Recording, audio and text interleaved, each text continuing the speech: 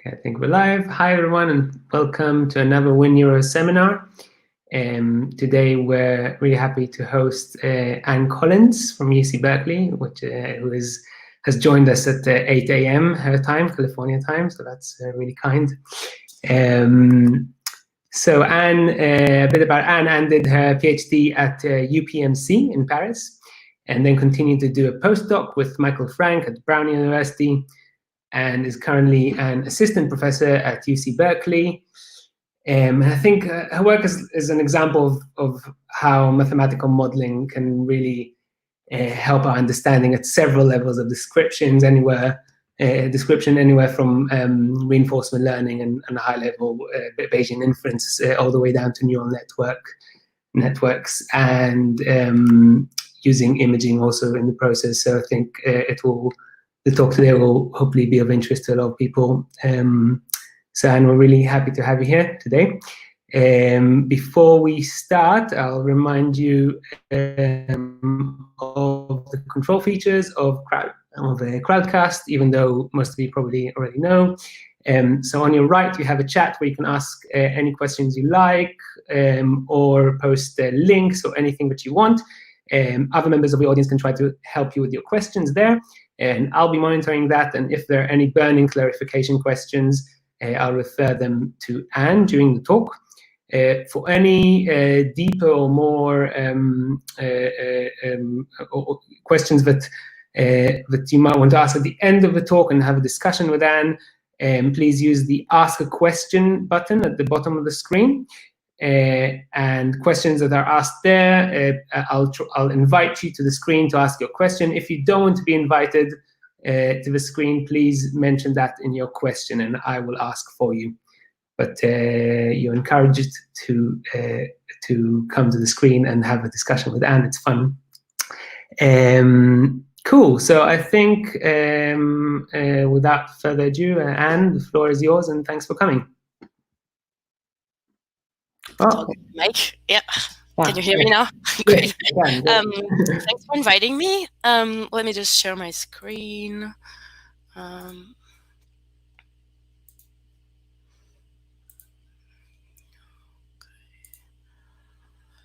Okay, can you see my title slide now?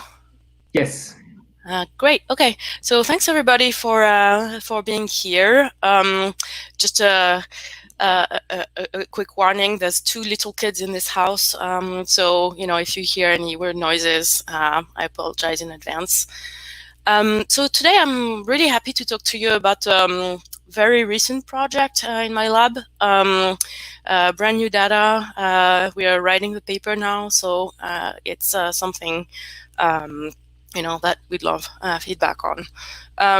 The people who have led this project, so my former postdoc, Sam McDougall, led this project. He's now starting his own lab at Yale. And we've had lots of support for fMRI from Ian Ballard and Sonia Bishop.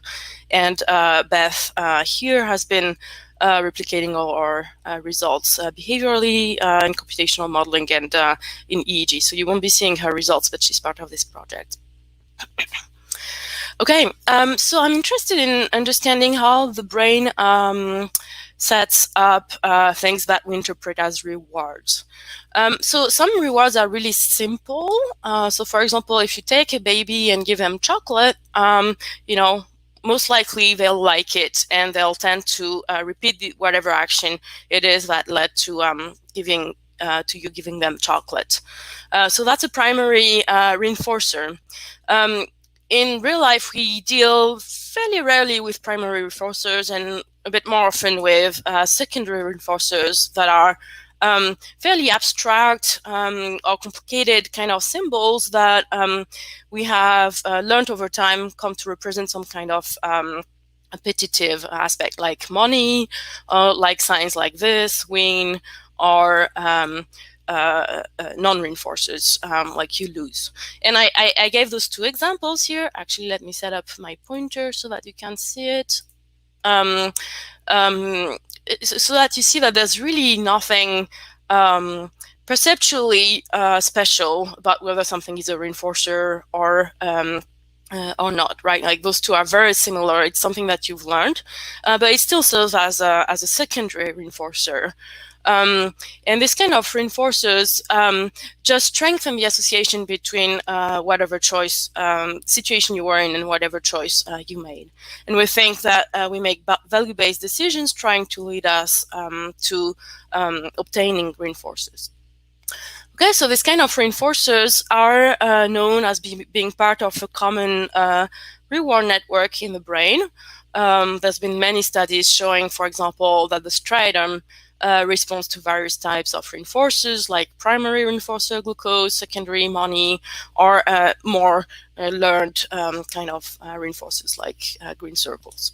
Okay, but there's a whole other type of decisions that we make that we think of as being goal-directed decisions. So directed toward the specific goals.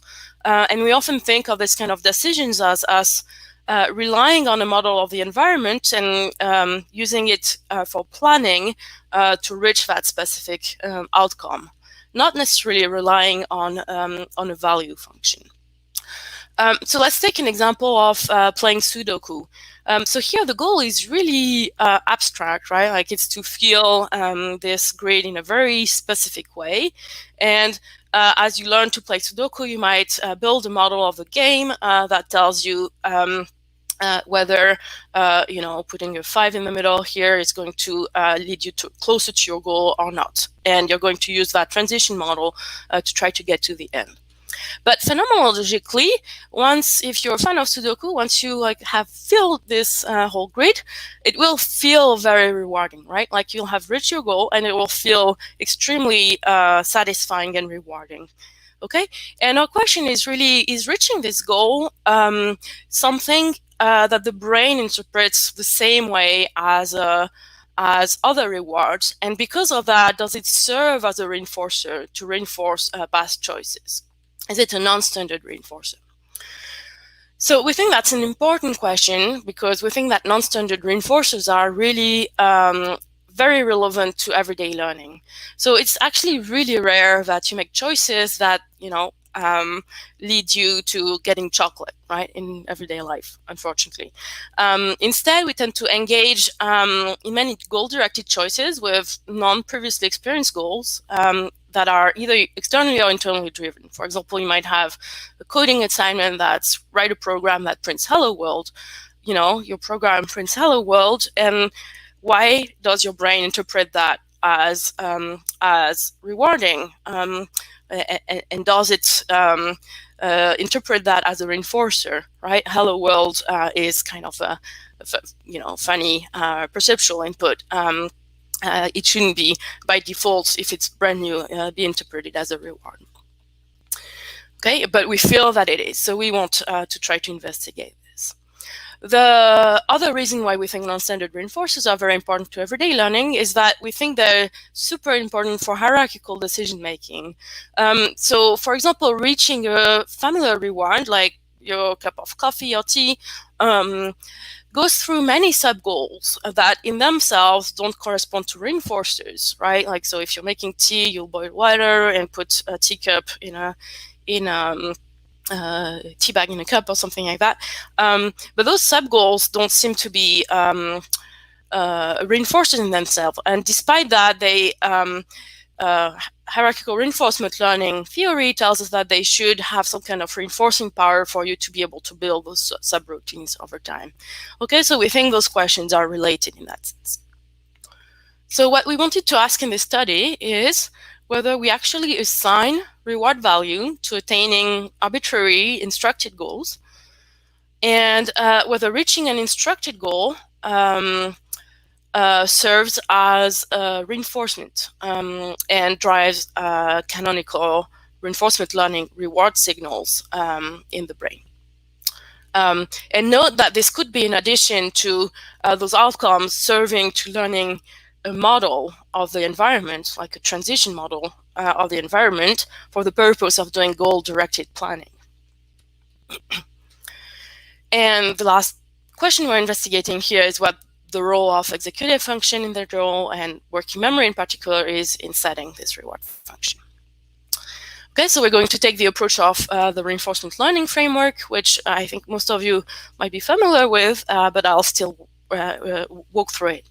So in reinforcement learning, we assume we're in a given state of the world that can be represented by a stimulus. For example, we have an RL agent that makes a choice, an action A. The environment reacts with a reward or a reinforcer that trains this reinforcement learning agent to learn to make choices that lead to a reward. Okay, and then the environment will also select the next state or our stimulus. So in reinforcement learning, we assume that the RL agent tracks the expected value of a choice in a given state, that we track reward prediction errors, so the difference between the obtained reward and the expected value, and that we use this training signal to update our estimate of this expected value by adding a proportion of the reward prediction error using learning rate alpha. Okay, and the key question we ask here is, what is really this reward function of the environment? And for primary and secondary reinforcers, we often assume them known, but is there a way in which the brain just internally sets reward functions when we work towards a goal?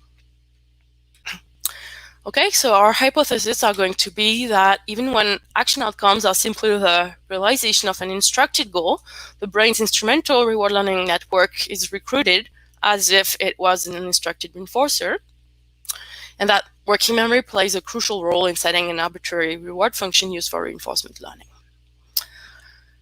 Okay, so I'll show you the experimental protocol that we will use to ask this question, but first I like to answer any questions if there are any at this point. No, I think we're good. Sorry, I was muted. Thank you. Okay. Okay. So let me show you what participants see in this experiment. So they will sit in front of the screen. Actually, they're in the scanner in this case. But every trial starts. Every trial of a reward condition starts with this kind of screen telling them they can either win or lose in a given trial. Then they'll see two bandits here, two different shapes, and they'll choose one of them. So for example, here, the participant chose the triangle and got rewarded for that choice. Okay, next trial, they choose the triangle again and they get rewarded again. Next trial, there's a new pair of bandits here. Participants choose the cross, they get rewarded, and move on to the next trial. Next trial, they see the triangle and the circle again. So remember, the triangle has been rewarded twice already, so they pick the triangle, and they don't get rewarded this time. So this is because the triangle was right, but the feedback is probabilistic. Okay, so this is a really standard probabilistic learning task. People are told that in those point trials, they can win 1 point or 0 point. They should try to learn which symbols more often lead to points. Okay, super standard kind of probabilistic learning task so far. Interleaved with those point trials, there's another condition that's called the goal trials. And in goal trials, participants are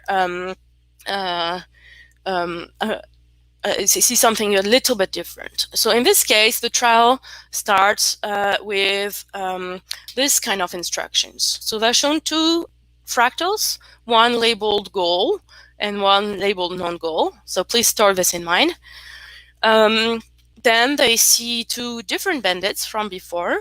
Here, the participant chooses the diamond, and then they see the outcome. So this is where you should remember whether this was your goal or not your goal. In this case, it was the goal for this given trial. They'll go on to the next trial, see a completely new pair of fractals, one of which is labeled gold and another non-goal. Choose the diamond, and again, you might or might not remember, this was the goal in this case. Okay, they might see another completely new pair of fractals, pick the diamond, and this time not receive the goal. Okay, so this is probabilistic too. Okay, so the way the task works is in the familiar reward condition, the participants will get classic outcomes like rewards. And in the instructed reward condition, the participants will see their goal or their non-goal image, depending on which bandit they choose. Okay, the timing of the task is here. It's jittered in such a way that we can try to separate the different periods in the fMRI analysis. Okay, so here's we have also a difficulty manipulation. So we have an easy bandit and a hard bandit. So the easy bandit leads to reward 90% of the time, 10%. The bad one, the reverse, and hard is 77, 23%. Okay, so this is for the reward position. We have two other pairs of bandits for the goal condition that also follow this manipulation. Okay, so an easy goal condition will lead to the goal image 90% of the time and to the non-goal image 10% of the time. Okay, so in total we have 8 bandits.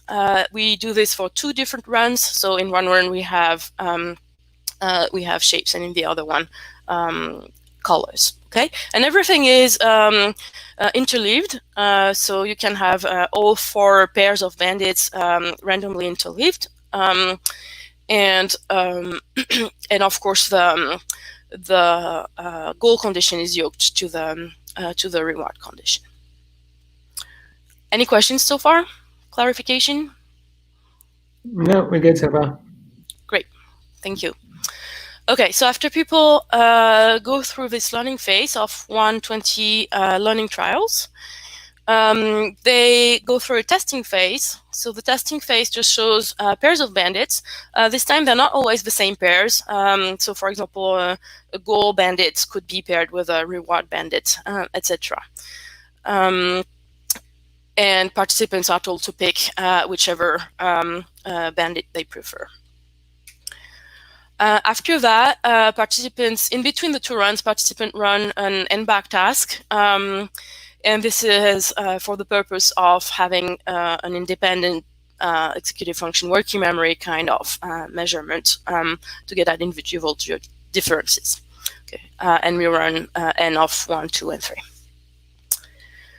Okay, so that's the experimental protocol. I'll move on to results unless there's any clarification questions on the protocol. Yeah, no, you're good. Great, awesome.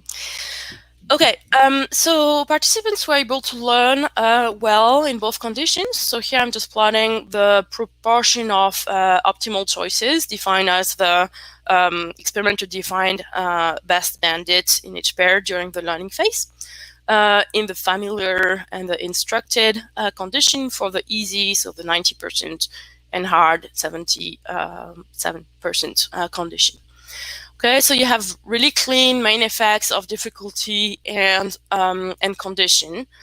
So participants learn well in both conditions. They learn better in the familiar than in the instructed condition, and they learn better for easy rather than hard condition.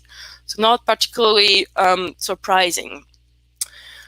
These are learning curves built by 6 trials. So you see that participants kind of reach their asymptote in all conditions here. So what's interesting, so these are choices. If you look at reaction times, we actually only have a main effect of difficulty, no main effect of condition. So you see that reaction times are really similar between the familiar and instructed condition. So we think that's really interesting because it really shows that in the instructed condition, participants are making their choices in a very similar way to how they are making their choices in the familiar condition, which means that there's not apparently like a more goal-directed kind of decision-making versus habitual kind of decision-making in the instructed versus familiar condition. And it also suggests that this loss in performance in instructed versus familiar is not due to a simple dual task effect of having to hold in mind this goal, because the choice reaction times are very similar. Okay, next we wanted to understand individual differences here in the instructed condition. So we use the NBAC performance as a marker. And here I'm plotting the performance as a function of NBAC D prime here. And what you can see here is that the working memory performance does not predict at all performance in the familiar condition, but predicts it really well in the instructed condition. And we checked that this wasn't some kind of ceiling or difficulty confound by comparing those two conditions here. So you see that the familiar hard and instructed easy conditions have about the same performance. So they should be subject to the same kind of ceiling effects, if anything. So when you do the stats on just those two bars, you still get that this blue bar here is predicted, or at least correlated with working memory performance, whereas this dark gray bar here isn't, and the interaction is significant.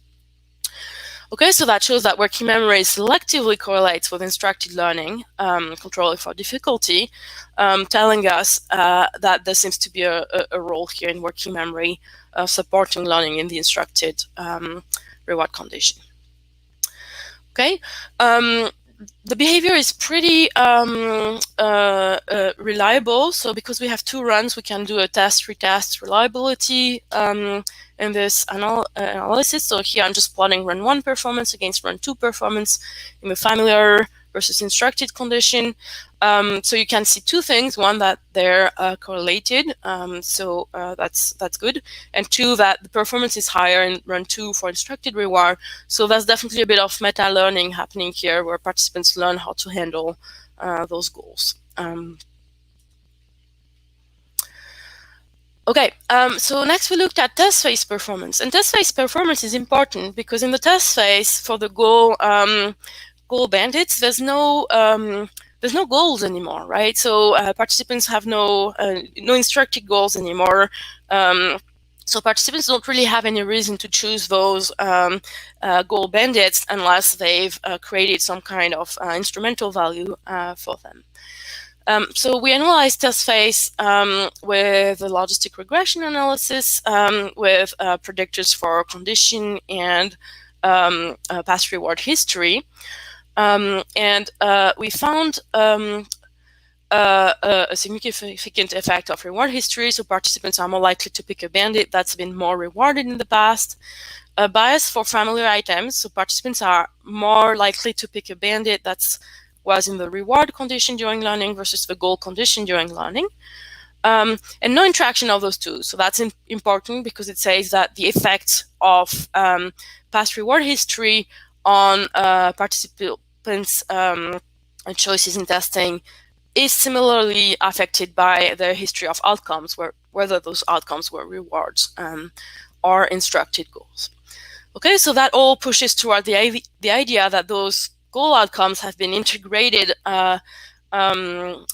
into a value for those bandits, like the rewards have been, if maybe less efficiently, so since there is this bias.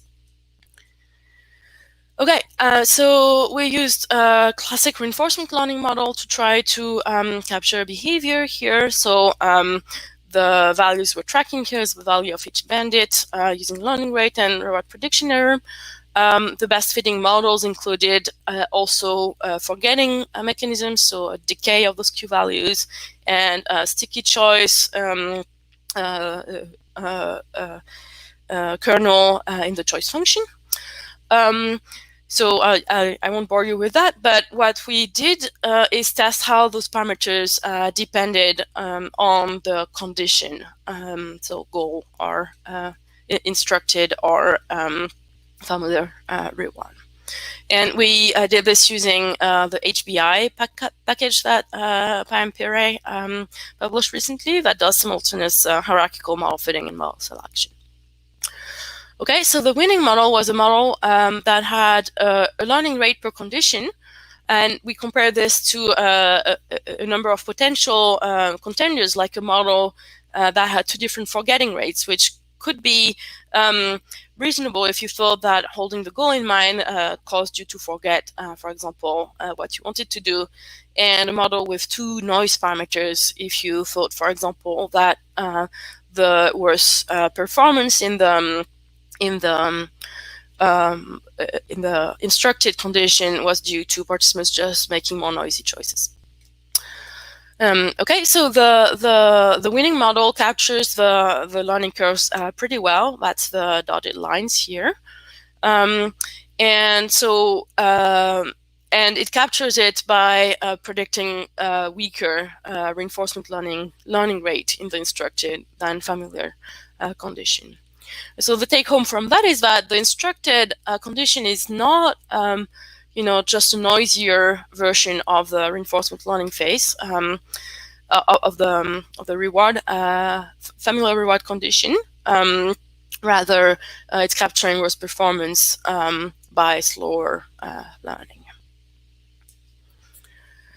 Okay, so for an interim summary, we've shown that participants are able to learn instrumental values using instructed goals, and that's shown partly by the fact that choice process is really similar, seems to be really similar to in the classic familiar reinforcement condition. That obtaining an instructed goal has a reinforcing effect that lasts up to the test phase where there's no goals. And that working memory plays a role in setting the reward function of the goal. And so likely that the weaker performance in the instructed condition is due to occasional working memory failure in goal maintenance. We don't have any evidence for dual task interference here. Okay, any questions before I move on to the next phase?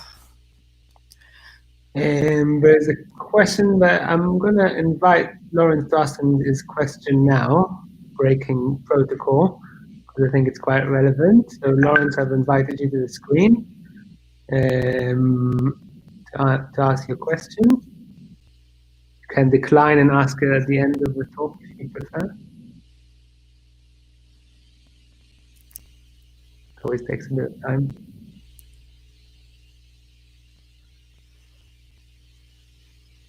Okay, we might just continue and Hello? Yeah, great. Can you hear me? Yes, I can. No.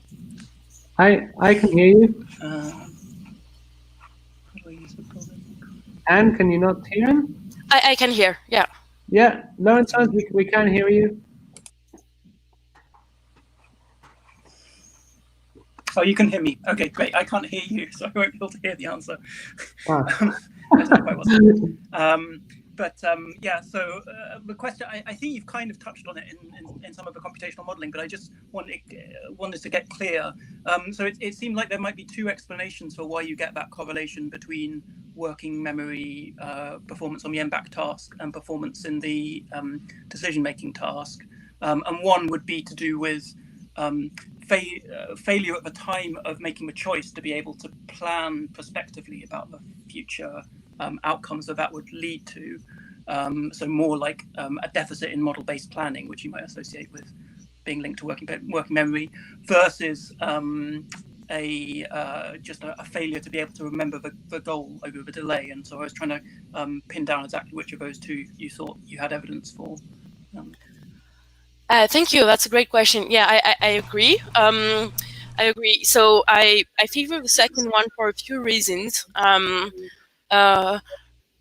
First, because we don't have evidence so far that participants are making choices differently in the instructed condition than in the familiar condition. But second, because I think actually the fMRI results will talk to that a little bit. But you're completely right, right? Working memory, having to hold in mind the goal image might make you make wrong choices, or you might lapse on holding those goals and so fail to use the feedback for learning. So I'll I favor the second one, partly because I think that we don't have evidence of participants making decisions differently in the two conditions, and partly because of some of the fMRI results. Maybe you can ask me again after I show the fMRI results if I've convinced you a bit more. Okay, great. He won't answer because I've kicked him out. So you can continue, and if he wants, he can ask again later. Great. Okay, this was fully behavioral, so it leaves some questions open. For example, whether instruction outcomes are indeed treated as familiar reward. Sorry, I have a warning that came out in my in my computer that's blocking things. Give me a second, please. Aha. Okay, great. Okay, whether instructed outcomes are treated as familiar rewards by the brain's neural network, and whether working memory maintenance provides information to set the reward function used by the brain's neural network for instrumental learning. Okay, let me show you really what our hypothesis is. So we had our RL diagram here previously, and there's, quite a bit of evidence that there is a network in the brain that's implementing something like this RL network.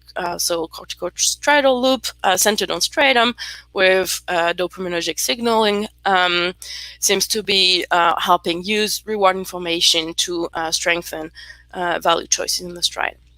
Okay, so our question is whether instructed rewards or goals held in working memory also provide this kind of input for training those value-based choices. Okay, so our prediction, if this is right, would be that we should see the same type of encoding of instructed and familiar value or reward, and that they should be working memory dependent. An alternative prediction, if we're wrong, would be that there are qualitatively different responses to instructed than familiar network. And is this hidden for you to the bottom of the slide, or is this just for me? No, we can see it. The bottom left of the slide is a bit hidden, but that's okay. Okay. I think it's the crowdcast that's hiding the bottom middle of my slides. But if you can see it, that's good. Okay, so here are our imaging results, and we used fairly standard pre-processing pipeline.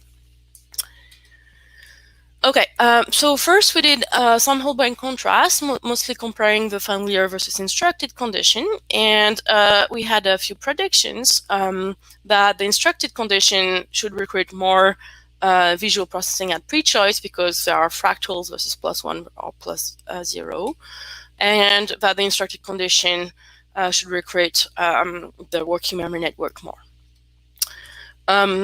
The familiar condition, in the familiar condition, participants are getting more positive outcomes and performing better. So it's possible that it would recruit the reinforcement learning balance network more for that reason. It could also be, and if so, that should be related to how much better participants perform.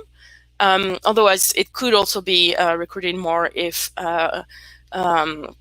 participants recruit the RL network more than in the instructed condition.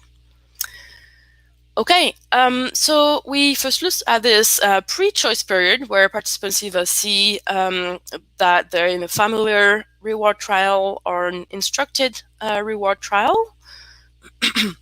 And here we found a bit of a valence network during the familiar condition, and as we predicted, a working memory network plus visual cortex in the instructed condition.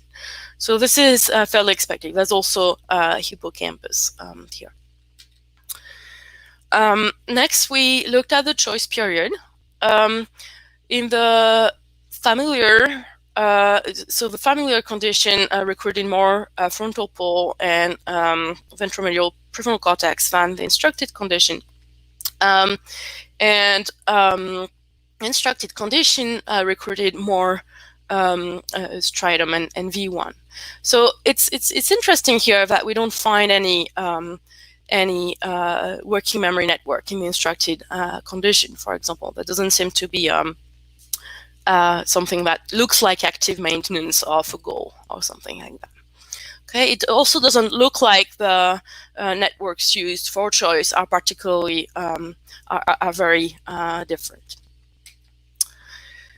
So the more interesting condition, of course, is feedback locked to see how the outcomes are being treated by the brain. Okay, so here in the familiar over instructed condition, we found a bit of a striatum. And it seems like it might be driven, as we predicted, by having just received more rewards. So if you correlate this beta contrast in the striatum with performance, you get a reliable correlation here. By contrast, in the instructed familial condition versus familiar, we found dorsolateral prefrontal cortex, the working memory network. Okay, so it seems like the instructed condition does recruit more strongly the working memory network at pre-choice, so encoding of the goal, and at feedback where it should be retrieved, but not at choice, which again, supports our idea that the choice is not more goal-directed in the instructed versus familiar condition. And the familiar condition appears to overactivate a bit some valence areas, which appears to be related to better performance. Okay, so next we try to investigate reinforcement learning signatures in specific regions of interest. So feedback lock, we looked at the effect of valence, so a positive versus a negative outcome, and encoding of reward prediction errors, controlling for valence.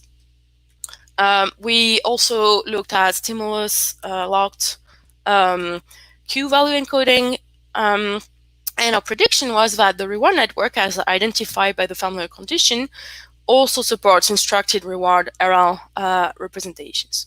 And we use Q values and reward prediction errors extracted from our fits, computational model fit to the participants. Data. Okay, so to create regions of interest in an unbiased way, we fit a whole brain GLM to each subject and to each run, and we did a group level mixed effects analysis of the main effect of interest, so for example, valence, only in the familiar condition and holding out subject N. And then we mask the results with functional mask of an a priori anatomical region to extract significant voxels. Okay, so it's kind of double cross-validating by making sure we're holding out one participant and doing it only in the familiar condition so that we can then look into the instructed condition. Okay, so the regions of interest we obtain in this case are medial prefrontal cortex for Q value. So this is an example, leave one out region. We found an effect of valence in the striatum and also in the hippocampus. And for reward prediction errors, we found activity in dorsal striatum, parietal cortex, and orbitofrontal cortex. Okay, so let me show you the results. So first we looked at valence so comparing rewarded versus unrewarded trials, so whether that's familiar or instructed rewards. Okay, we found strong effects of valence in the striatum and hippocampus ROI here. And that's in the familiar condition, so it's expected, even though it's not double dipped because of this leave one out subject ROI definition. When we look in the instructed condition, where it's really double controlled because the ROI excluded that participant and that condition, we find also really strong effects in the same regions here. Next, we looked at choice Q value at the time of choice, and we found a strong effect in ventromedial prefrontal cortex for the instructed, so for familiar classic reward condition, which was also present in the instructed reward condition. Okay, so again, the ventromedial prefrontal cortex seems to encode value of the bandits in the same way when it's learning about them from instructed goals as it is from classic rewards. Okay, last we looked at reward prediction errors. And again, this is after controlling for valence. And we found those three regions having significant effects across participants in the instructed condition. In the sorry, not in instructed, familiar condition. In the instructed condition, we also find those effects in OFC and parietal cortex, but this one was non-significant, although it was also not significantly different from this one. But we still wanted to try to understand what was happening there, and also please remember that this was after controlling for valence. So we went a little bit deeper in this analysis, and we tried to take an encoding approach. And I apologize, this slide is a little bit misleading in terms of the equation. I made a mistake and haven't corrected it yet. So what we tried to do is to train a linear model for each voxel's feedback locked beta series in the familiar trials to predict the series of reward prediction errors obtained in this condition. We are limiting ourselves to reward trials here because we don't have enough unrewarded trials. Okay, so what's misleading is that we're not doing a multiple regression. We're doing a regression per voxel, and we obtain a regression weight per voxel, trying to predict reward prediction error for this voxel. Then we can use this reward prediction error to generate a predicted reward prediction error by this voxel, a series of reward prediction errors as a function of the voxel's trial-by-trial activity or beta series in the instructed trials condition. Okay, so we obtain a stream of predicted reward prediction errors from the voxel's activity. We can compare this predicted reward prediction activity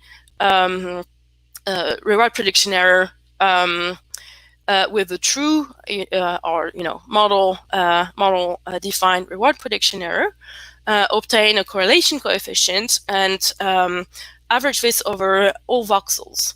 So this is an example. For example, we live here in model space. So predicted reward prediction error, so model-derived reward prediction error and predicted reward prediction error from the voxel activity based on weights trained on the familiar condition. Okay, so we do this in one run of the familiar condition and then try to predict reward prediction errors across runs in the familiar condition and get a significantly better than chance prediction. But much more interesting is that we get this also in the familiar condition, both within runs and across runs, which tells us that essentially the way those trial voxels are encoding reward prediction errors in the familiar condition can be used to decode reward prediction errors in the instructed condition. So telling us that those specific voxels seem to be encoding a reward prediction error in both cases in a similar way. So that's kind of the positive version of saying, okay, those two areas are doing the same thing in both conditions. Okay, so the reward network, as identified by the familiar condition, also seems to encode valence reinforcement learning variables in the instructed condition. Any questions so far? No, we're good, thanks. Great. Okay, so the next step we wanted to do was to investigate the role of working memory in setting a reward function. So our prediction was that the working memory network supports reward processing activity. The idea here is that the prefrontal cortex might prime the RL system to interpret instructed goal outcomes as rewarding. Okay, so we're going to test this prediction with functional correlation analysis. And the idea being that if you have a stronger encoding in working memory of the goals, then that should lead to more reliable feedback signals in the brain when the goal does appear. Okay, so to do that, we first constructed a prefrontal cortex region of interest. So if you remember at pre-choice, we had a main effect of condition where prefrontal cortex was more activated in the instructed than familiar condition. So we took that as activity and masked it with the PFC cluster of the NBAC activation map. So this is a parametric map where PFC is more activated in the 3-back versus 2-back versus 1-back. Okay, so that helps us define our prefrontal cortex working memory kind of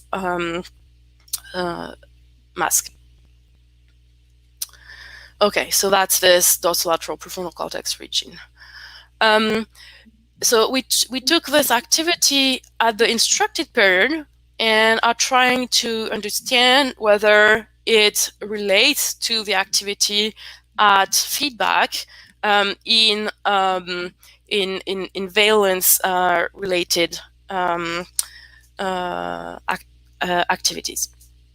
Okay, so first we looked at this striatum area that's encoding reward prediction errors, and indeed we find a stronger connectivity between this pre-choice prefrontal cortex and feedback-locked dorsomedial striatum in the instructed condition than familiar condition.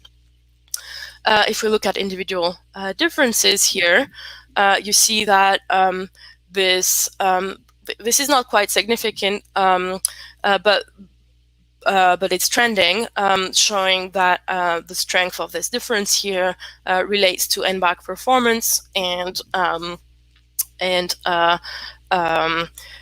difference in performance between instructed and familiar conditions in participants. We have we have 2 or 3 fewer participants than we had aimed for because we ran our last participant the day before we went into shelter in place. So we weren't able to completely complete this study, unfortunately.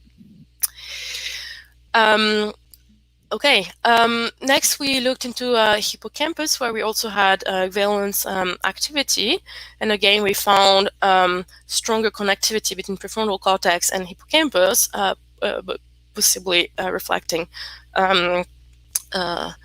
retrieval of the goals here.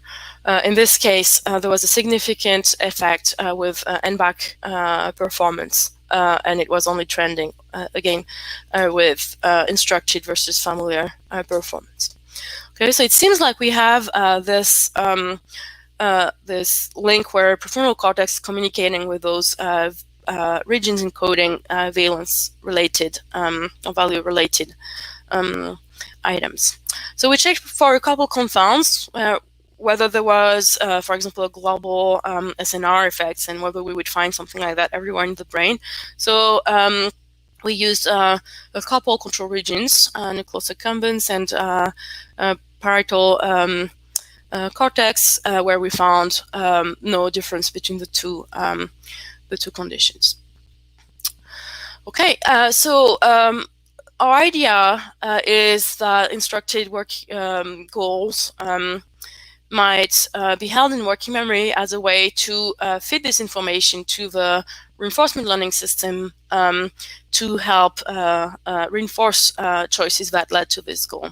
Okay, so we did an a posteriori analysis where we took a VTA region of interest and did the same pre-choice to outcome correlation analysis, and we did find stronger connectivity in the instructed than familiar condition again. Okay, so I'd like to take a few to have a few takeaways from this talk. First, I think the behavior showed that learning from instructed reward stimuli may rely on executive function. It's more related to working memory. Such learning appears to drive canonical reinforcement learning signatures and not a separate goal-directed network. It seems like in the instructed condition, we're getting all the signs that the familiar rewards, the regions that are encoding familiar rewards in this task are also encoding instructed rewards in a similar way. And that top-down cortical inputs from working memory may prep the RL circuit to transform those novel goals into standard rewards. Okay, so I like to finish by thanking again Sam McDougall, who led this project, Sonia Bishop, who was our advisor in terms of all fMRI analysis, Ian Ballard, who also helped with the fMRI analysis, and Beth, who has replicated all the behavioral and computational results in this talk. And thank you for your attention. And I guess I finished a bit early, so that's great. And I'd love to get questions or comments, and if you can give them to me now, that's great. Otherwise, feel free to contact me at my email address here. Thank you. Okay, great. Thanks very much for a really excellent talk. So we have a few questions. First one is coming up on the screen in a moment. Oops. Sorry, I'm trying to, I'm going to get out of full screen so that I can see people if possible. Yeah, that'll be nice. There we go. Hello. Hi, can you hear me? Oh, hi, Apovar. How are you on? Okay, so I'll just quickly ask my question. So, in the modeling that you did of the behavior, the finding that what's different seems to be the alpha between the two conditions. And I'm wondering if you can separate that from the idea that the rewards themselves are weaker. So, the alpha also implies that there's sort of a different history over which you're integrating rewards, whereas a different strength of reward would mean something different. So is it possible in the modeling to separate those two situations? Yeah, so let me get back to that results slide very quickly. Nope, it's not here. So you'll need to share your slides again. Sorry, because I kicked them out. Oh, okay. Let me do that. Screen. I'll leave them on for the next questions. It's easier. Okay, can you see it now? And you'll see my sidebar too. Yeah, perfect. Okay. Oh, but now I see you in smaller. That's okay. So we're not claiming this as a mechanism mechanism. So we think we're capturing, in average, how the value is changing, but we don't think that what's happening is that the learning rate is decreased. What we think is really happening is that we might lapse in goal maintenance occasionally, and in those cases, we might just not reinforce, not have any update, or maybe have the wrong update in some trials, and instead, and that this is going to come out as a decrease in learning rate in this model. So yeah, I should have clarified that. I don't think this model is really a mechanism for what's happening. So ideally, what I would want to do is identify trials in which participants lapsed and use that to, in a model to say, well, if you lapsed in working memory, then you're not updating. And that's what I think is happening.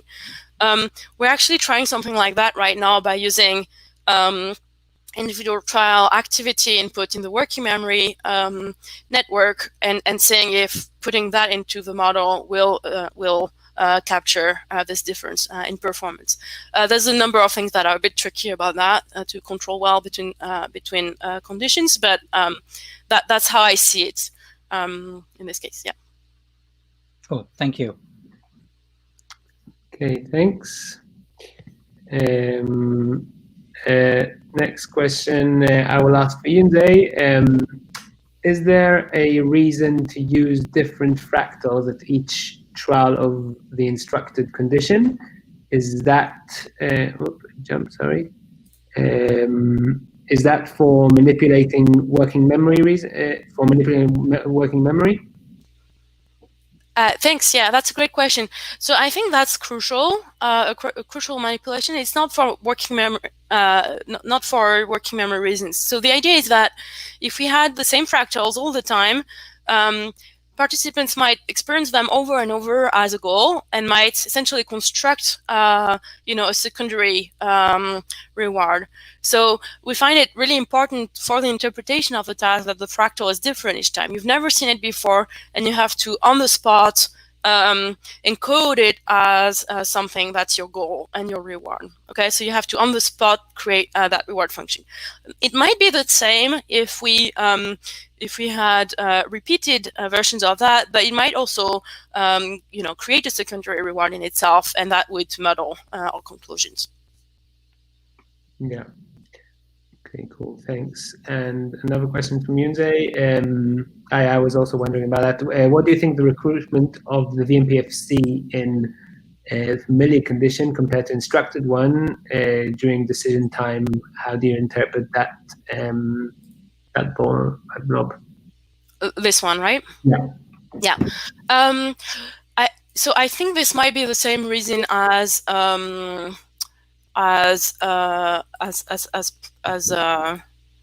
this one. VMPFC is also a reward or kind of value encoding region. Participants are doing a bit better overall, are expecting a bit better outcomes in the familiar conditions, and so this might be what this is reflecting.